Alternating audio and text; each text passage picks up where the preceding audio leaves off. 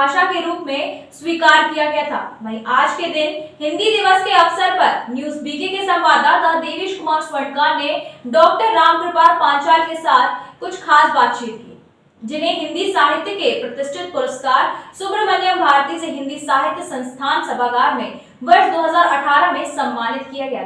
आज हिंदी दिवस 14 सितंबर 1949 को हिंदी भाषा को राजभाषा के रूप में स्वीकार किया गया था। 14 सितंबर 1953 को पहला हिंदी दिवस मनाया गया था। हिंदी दिवस के अवसर पर न्यूज बीके पर खास मेहमान डॉक्टर रामकृपाल पांचाल ने श्रीमद् भागवत गीता के संस्कृत संस्करण का हिंदी में दोहों के रूप में रूपांतरण कर गीता सत्सई नामक पुस्तक का लेखन किया है, जिसे उत्तर प्रदेश हिंदी संस्थान ने स्वीकार कर मान्यता दी है। और डॉक्टर रामकृपाल पांचाल को उत्तर प्रदेश विधानसभा के सभापति हृदय नारायण दीक्षित ने हिंदी साहित्य का प्रतिष्ठित पुरस्कार सुब्रमण्यम भारती से हिंदी साहित्य संस्थान सभागार में वर्ष 2018 के लिए सम्मानित किया है। इस सम्मान के लिए उन्हें 75,000 रुपए और एक प्रशस्ति पत्र दिया गया है। आज हिंदी दिवस के अवसर पर न्यूज बीके के जिला संवाददाता देवेश कुमार स्वर्णकार के साथ डॉक्टर रामकृपाल पांचाल के साथ हुई खास बातचीत। नमस्कार, आप देख रहे हैं न्यूज बीके। मैं हूं आपका अपना देवेश। आज हिंदी दिवस है। हिंदी हमारी मातृभाषा, इसको राजभाषा का भी दर्जा दिया गया और उसके बारे में आपको बताते चले कि सन 1949 में इसको पहली हिंदी राजभाषा का दर्जा दिया गया था, लेकिन बाद में 4 साल बाद यानी 14 सितंबर 1953 को पहला हिंदी दिवस मनाया गया था। और तब से लेकर आज तक इस हिंदी भाषा को राजकीय भाषा के रूप में जो है माना जाता है। और वैसे हम आपको एक बात और बताते चले कि हमारे पूरे देश में लगभग 121 भाषाएं बोली जाती हैं, जिसमें से 22 भाषाओं को सरकार द्वारा मान्यता प्राप्त है। यानी कि हमारे पूरे देश में अधिकतर तौर पर 22 भाषाएं बोली जाती हैं। लेकिन क्षेत्रीय भाषाओं को अगर मिला के हम बात करेंगे तो फिर ये आंकड़ा सैकड़ों में पहुँचता है। आज विशेष इस हिंदी दिवस के विशेष मौके पर आपके लिए, हमारे न्यूज़ बीके के दर्शकों के लिए एक विशेष व्यक्ति के साथ हम आपकी मुलाकात कराने जा रहे हैं, डॉक्टर रामकृपाल सिंह पांचाल। ये वो शख्सियत है जिन्होंने श्रीमद् भगवद गीता जो कि संस्कृत में लिखी थी, देववाणी की, अदालत में भी इस पर हाथ रखा के कसम खाई जाती कि गीता की कसम खाओ, तो उस गीता का संस्कृत से हिंदी में रूपांतरण इन्होंने किया था और दोहों के रूप में।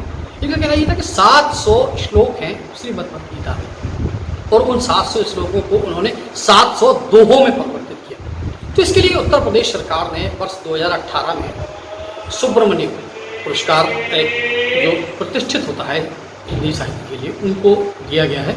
इस पर एक प्रशस्ति पत्र है और लगभग 70,000 रुपये की धनराशि उनको दी गई है। तो आज इस 75,000 रुपये की धनराशि दी गई। तो आज इस महान शख्सियत से हम रूबरू कराएंगे, आपको बात करेंगे रामकृपाल जी पांचाल कृपाल जी से। महोदय, स्वागत है आपका न्यूज़ बीके में। आप हमें ये बताइए कि आपको ये प्रेरणा कहाँ से मिली कि आप श्रीमद् भगवद गीता का आपने जो रूपांतरण हिंदी में किया गीता सत्सई के नाम से, तो कैसे आपको इसकी प्रेरणा कहाँ से मिली और कैसे क्या थोड़ा सा विस्तार से बताएं। देखिए, प्रारंभ से ही आध्यात्मिक रुचि मेरी रही है और गीता पे चर्चा होती रहती थी और कई और जैसे कबीरपंथी लोग हैं इसका ज़्यादा विरोध भी करते हैं। तो इसको हमने समझने के लिए हमने तो इसको गहराई से कई टीकाकारों की हमने टीकाएँ पढ़ी हैं, जैसे जय दयाल गोविंद का है, राम सुखदास जी हैं और भी एक श्रीमद् वेदांत कौन है हमें याद नहीं आ रहा, उनकी हमने टीकाएँ पढ़ी। टीकाएँ पढ़ने के बाद हमने रजनीश ओशो उनकी भी टीकाएँ पढ़ी और सुनी। इसके बाद हमें लगा कि ये बहुत अच्छा ग्रंथ है और हमने इसलिए इसको पढ़ा कि लोग इसके संबंध में जानते नहीं और इसका अर्थ का अनर्थ करते रहते हैं। तो पहले हमने सोचा कि हम इसको गहराई से पढ़ें, तो हमने इसको गहराई से पढ़ा, अध्ययन किया और फिर लगा हमने कुछ टीकाकारों के ये पद्यानुवाद भी देखे, तो लगा हमें कि हम भी पद्यानुवाद कर सकते हैं क्योंकि हम कवि हैं, लिखते रहते हैं। तो हमने इसका प्रयास किया और कुछ ही समय में 1 महीने 1.5 महीने में ये पूरा अनुवाद हो गया। तो उस पर उनका रिएक्शन क्या था और उन्होंने क्या आपको प्रत्युत्तर दिया? वहाँ क्या है, ये उपलब्धि, ये हमको पुरस्कार दिया 75,000 रुपये का। वहाँ वो आए थे योगी जी और विधानसभा अध्यक्ष हृदयानंद दीक्षित, उनकी उपस्थिति में उनके हाथों से ये पुरस्कार मिला है। तो इस पुरस्कार का नाम क्या है? ये नामित पुरस्कार है, सुब्रमण्य भारती नामित पुरस्कार। सुब्रमण्य भारती नामित पुरस्कार है। तो इस पुरस्कार के तहत आपको ये प्रशस्ति पत्र है हाँ। और लगभग 75,000 का। तो इस उपलब्धि के बाद आपका क्या संदेश है, लोगों को क्या संदेश देना चाहेंगे? मैं ये संदेश देना चाहता हूँ कि श्रीमद् भगवद गीता अपने उपनिषदों का सार है और मैं समझता हूँ कि भारतीय संस्कृति का नहीं, विश्व की संस्कृति में ये सर्वश्रेष्ठ ग्रंथ है और इसको पढ़ करके अध्ययन करके हमें फिर किसी अन्य ग्रंथ को पढ़ने की कोई आवश्यकता नहीं रहती है। हाँ, तो सर्वश्रेष्ठ ग्रंथ है।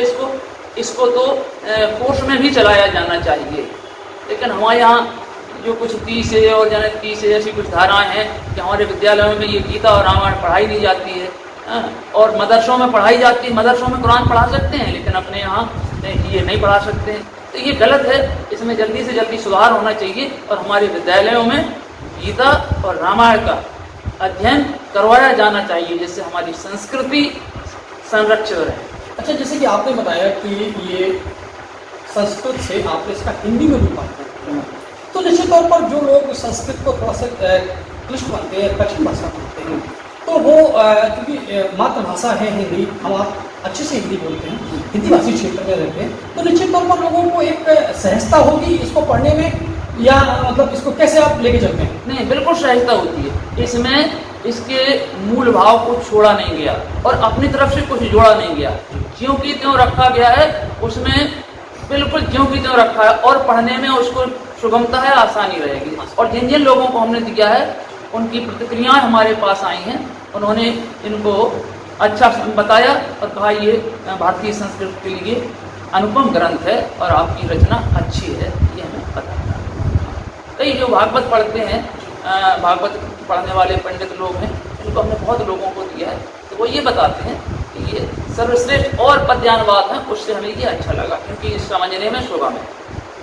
तो हिंदी सच्चाई नाम के आपकी ये पुस्तक विमोचन के बाद अब बाजार में भी उपलब्ध है, तो इसको लेके आपके पास कई प्रतिक्रियाएं भी आई होंगी, लोगों की कुछ सुझाव भी आई होंगे, तो क्या रहे आपका अनुभव, कैसे आपने इसको मैनेज करते, कैसे जुटे हैं? नहीं, सुझाव आए, उन्होंने ये कहा कि ये अच्छी पुस्तक है, बस तो हमें लगा और हम स्वयं इसका पढ़ते हैं, अध्ययन करते हैं, अनुपालन करते हैं, जीवन का इसका प्रयोग करने, जीवन में इसको प्रयोग करने का हम अभ्यास करते रहते हैं और प्रेरणा देते रहते हैं दूसरे लोगों को, तो इसको अवश्य पढ़ें। और यही प्रतिक्रिया मिलती है कि ये अच्छा ग्रंथ है और हिंदू संस्कृति के लिए ये आवश्यक है। PK University. Build a great career at PK University. Admission open for Medical Science, B Pharma, M Pharma, BSc, BTech, MTech and Polytechnic Diploma. Contact now www.pkuniversity.edu.in. Address Thandra Village, Jhansi Road, Shivpuri. Moon city scapes builders प्रस्तुत करते हैं आलीशान, आकर्षक residential, commercial, JDA approve project space moon city. Gated complex, high tech security और 100% power backup के साथ premium apartment और independent villas, साथ ही rich landscaping. Space moon city लाए हैं आकर्षक और आरामदायक lifestyle, swimming pool, indoor game सहित आधुनिक क्लब हाउस आपके आधुनिक लाइफस्टाइल के लिए। शॉपिंग एंड एंटरटेनमेंट के लिए नेशनल और इंटरनेशनल ब्रांड्स के साथ शॉपिंग मॉल और मल्टीप्लेक्स। स्पेस मून सिटी 25 एकड़ में विस्तृत है। Perfect luxurious and beautiful life के लिए प्रस्तुत है स्पेस मून सिटी।